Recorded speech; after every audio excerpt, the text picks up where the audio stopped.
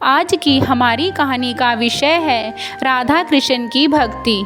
एक गांव में राधा कृष्ण की भक्ति करने वाले पति और पत्नी रहते थे।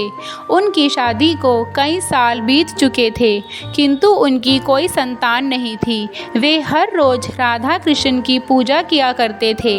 एक दिन उनके गांव से कुछ औरतें वृंदावन में बांके बिहारी के दर्शन के लिए जा रही थी। उस औरत ने भी अपने पति से उनके साथ जाने की इच्छा व्यक्त की। पति ने कहा, ठीक है, तुम चली जाना, परंतु मैं नहीं जा सकता, क्योंकि उनके घर में उसकी बुढ़िया माँ भी थी। पति ने कहा, तुम अकेले ही चली जाओ। वह औरत जाने की तैयारी करने लगी। अगली सुबह सब औरतें मिलकर वृंदावन के लिए निकल गईं। जब वे वृंदावन पहुंची तो वहां का दृश्य देखकर वे सब बहुत प्रसन्न हुई। हर तरफ राधे राधे का नाम गूंज रहा था। सभी औरतें मिलकर एक धर्मशाला में ठहरी। अगली सुबह जब वे बांके बिहारी के मंदिर में दर्शन के लिए जा रही थी तो सीढ़ियां चढ़ते हुए वो औरत पीछे रह गई। उसकी साथ की सारी औरतें आगे निकल गई। भीड़ के कारण जब उस औरत को धक्का लगा तो जैसे ही वो सीढ़ियों से गिरने लगी, तभी एक छोटी सी लड़की ने उसका हाथ पकड़ लिया और उसको गिरने से बचा लिया। फिर वो औरत उस लड़की का हाथ पकड़कर एक तरफ बैठ गई। फिर वे दोनों आपस में बातें करने लगे।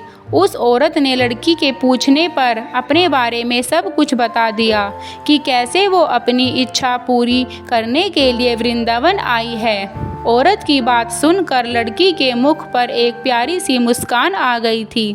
उसके बाद वो औरत दर्शन करके अपनी धर्मशाला में वापस आ गई। अगले दिन जब वो फिर से मंदिर में दर्शन करने के लिए गई तो उसे सीढ़ियों पर पीछे से किसी ने मैया कहकर पुकारा। जब उस औरत ने पीछे मुड़कर देखा तो उसे वहीं कल वाली लड़की दिखाई दी। उस लड़की ने उस औरत को सीढ़ियों पर एक तरफ बैठने को कहा। फिर तो ये रोज का सिलसिला हो गया था। वे दोनों मंदिर की सीढ़ियों पर मिलने लगी। एक दिन जब वो लड़की उस औरत से मिलने आई तो उसके साथ एक उसकी ही उम्र का एक लड़का भी था। उसने कहा कि ये उसका सखा है। मैया, ये भी आपसे मिलना चाहता था। उस औरत ने कहा कि हम 2 दिन बाद वापस अपने गांव जा रहे हैं। अगले दिन जब वो शाम को औरत मंदिर में दर्शन के लिए जा रही थी तो रास्ते में उसे राधे कृष्ण के वस्त्र वाला एक ठेला दिखाई दिया। उसके मन में ख्याल आया कि गांव जाने से पहले उसे राधा कृष्ण को कुछ भेंट करना चाहिए। तो उसने वहां से राधा और कृष्ण के कपड़े और मुरली खरीदी। परंतु औरत राधा के जोड़े का घोटा पसंद नहीं आया तो उसने अलग से घोटा खरीदा और धर्मशाला जाकर हाथ से घोटा लगाने लगी। उसने जोड़े को तैयार करके अलग रख दिया। वह सोच रही थी कि कल वापस जाने से पहले मंदिर में जाकर जोड़ा चढ़ा आएगी। तभी उसे बाहर से छोटी सी लड़की की आवाज़ सुनाई पड़ी। वो बाहर आई, देखा कि छोटी लड़की और उसका सखा दोनों खड़े हैं। लड़की ने कहा, मैया, आज मैंने आपको दुकान से सुंदर से कपड़े खरीदते देखा था। मुझे भी उन कपड़ों को देखना है। उस औरत ने उन जोड़ों को उन्हें दिखाया। उन्हें वे कपड़े बहुत पसंद आए। लड़की ने मैया से कपड़े मांगे तो मैया ने मना कर दिया। कहा कि ये कपड़े तो मैंने मंदिर के लिए खरीदे हैं। मैं कल तुम्हें जाने से पहले दूसरे कपड़े दिला दूंगी। परंतु वे दोनों नहीं माने और कपड़ों को लेकर भाग गए। रात होने के कारण वो मंदिर के लिए दूसरे कपड़े भी नहीं खरीद पाई। अगली सुबह जब वो दर्शन के लिए मंदिर गई और राधा कृष्ण के दर्शन करके हैरान हो गई।